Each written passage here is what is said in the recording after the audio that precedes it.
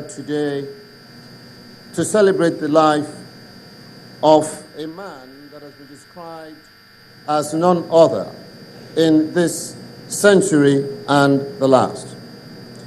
Wale Soyinka says, when the soul departed from this man, the soul departed from Africa. Truly indeed, we're here gathered as our brothers and sisters all over the world to remember the great deeds of a great man, as read in our first Bible reading by the Deputy Governor of Lagos State.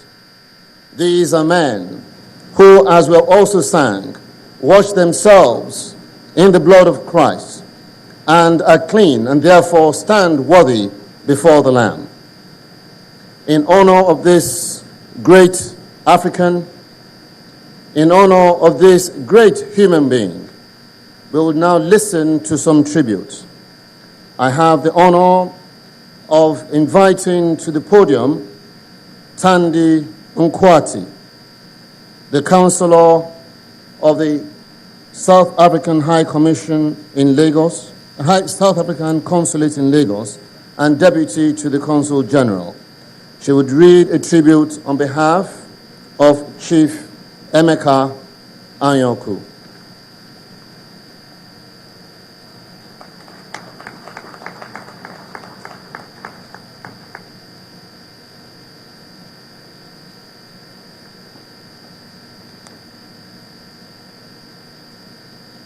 Good evening, everybody. The statement reads as follows. In the gallery of world statesmen of the 20th century, Nelson Mandela occupies an exceptional position. His name will be forever linked with the struggle of the South African people to end apartheid, the coping stone of racism, and the injustices to which they had been subjected for so long. However, this is not the heart of the matter. What sets Mandela apart in world history is the charity with which he led the struggle against apartheid, and at the rendezvous of victory, successfully barred the way to any form of recrimination or racial vainglory on the part of the victorious majority. It was the end to which every step in his long and eventful journey had been directed. At the end of apartheid, there were voices within the country that wanted some of the egregious racist criminals in the days of apartheid to be tried and punished. They may not have put their demands in terms of Nuremberg, but that was clearly the spirit of what they were asking for. The decision to replace a Nuremberg-style process with a truth and reconciliation process was a dramatic exemplification of the best of a national leader, allowing his head to see further than his heart when confronted with an intractable moral problem.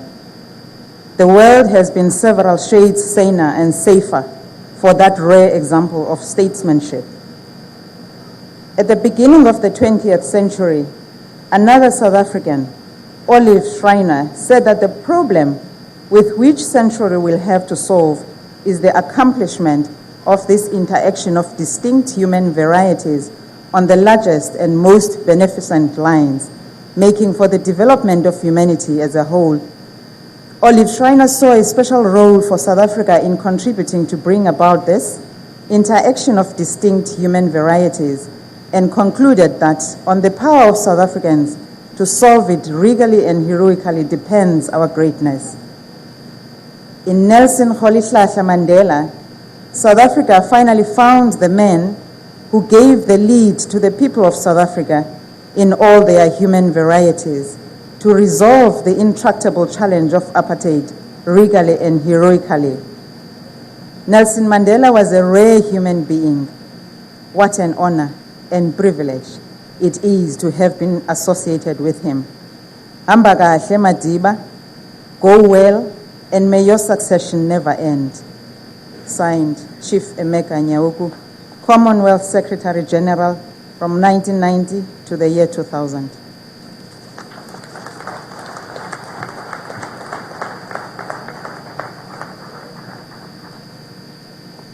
Thank you.